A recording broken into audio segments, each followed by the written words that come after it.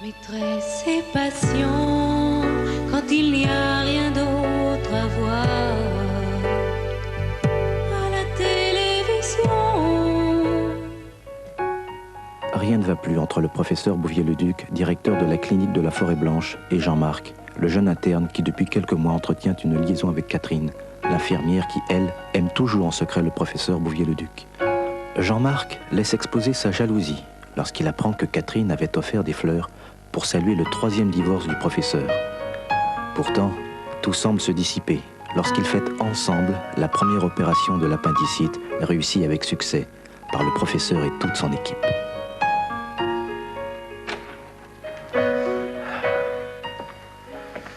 Vous savez, Catherine, depuis que ma femme est partie, je ne suis plus le même homme. Quelque chose s'est brisé en moi, comme une désillusion. Un désenchantement.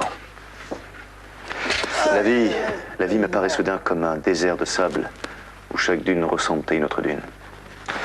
Et dans ce désert, je cherche désespérément l'oasis qui pourrait m'apporter le réconfort. Peut-être une femme, qui sait. Enfin, Catherine, vous savez, dans les déserts, les oasis sont souvent des mirages.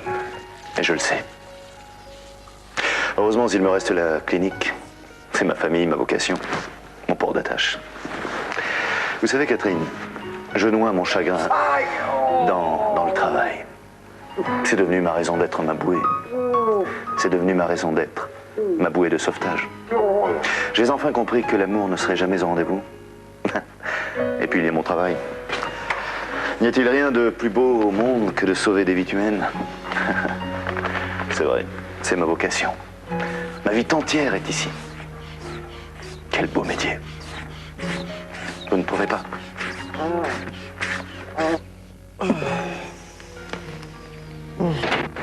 Oui, vous m'avez fait demander, monsieur Bouvier-le-Duc? Ah, Jean-Marc, vous tombez bien. Allons dans mon bureau. D'accord. À tout à l'heure, Catherine.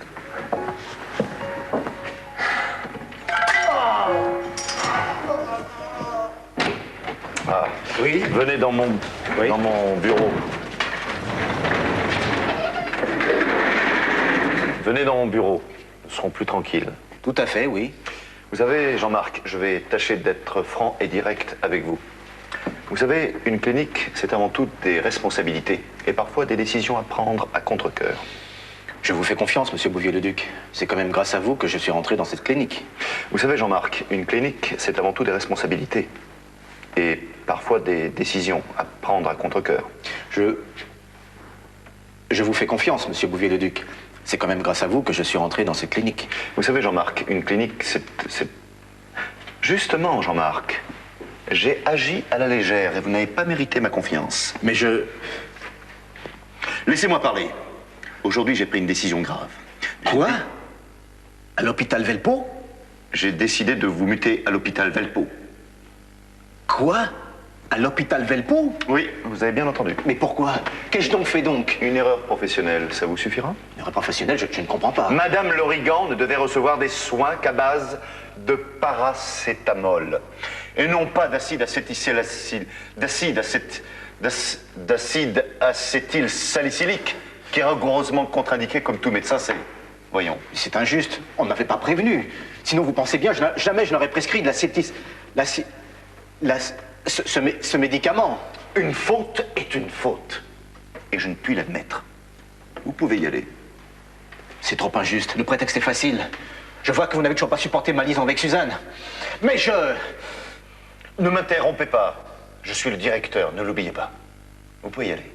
C'est trop injuste. Sortez!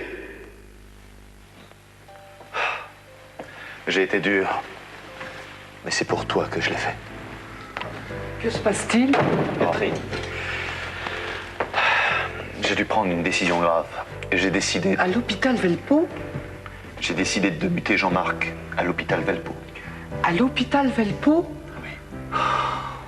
Et tout ça à cause d'une histoire d'acétylsilicylace.